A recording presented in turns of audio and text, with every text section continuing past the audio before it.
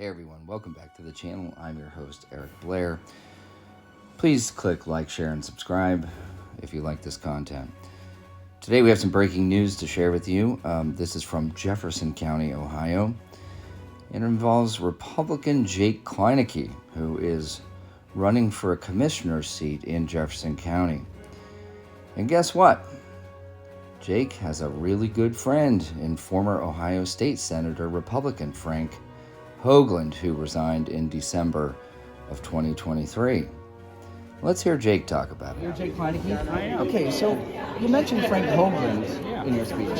How do you know Frank? Frank and I were very good friends for a long time. I was in the gas and oil business, and he came back from the Army, and he wanted to get into start a business up as a training and development center for keeping people safe. Great friend indeed. Frank has been quite generous to Jake, donating $6,000 to his campaign, running as a Republican for the same Jefferson County commissioners. Now, Frank Hoagland wasn't done yet. He secured a staggering $597,000 in a winning bid to redo the parking lot outside the Board of Elections office in Steubenville, Ohio. Are you seeing the pattern yet? This is the same Board of Elections office that Andrew Plessich, Clerk of Courts, and Tony Morelli, current Republican County Commissioner, entered when it was locked and closed on May 5th of 2023. Here's the catch. Frank is not a contractor, and his company, START LLC, stands for Special Tactics and Rescue Training, and provides specialized security services and training to national security, law enforcement, and private entities.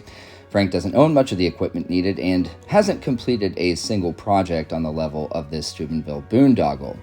This document you're seeing right now within the bid describing Frank's qualifications and previous work relative to the tower's parking lot mainly lists things he's done for himself and his neighbors.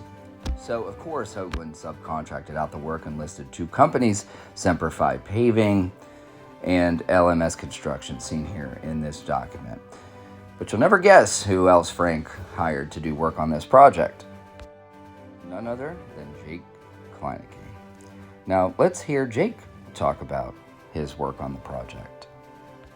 Helping to build the parking lot outside the Board of Elections, is that correct? No. You're not involved in any way? I was hired to haul stone in and dirt out. What? After initially denying any involvement in the project, he finally admitted that he did in fact get hired to haul stone in and dirt out. The next question is, exactly how much money did he get for this work on the project? I asked Jake that question. Let's hear what he has to say. Okay, how many Jefferson County taxpayer dollars have you received as a subcontractor? I don't know that amount. I could give you a report later. Republican Jake Kleinke doesn't know how much money he's been paid to work on this project.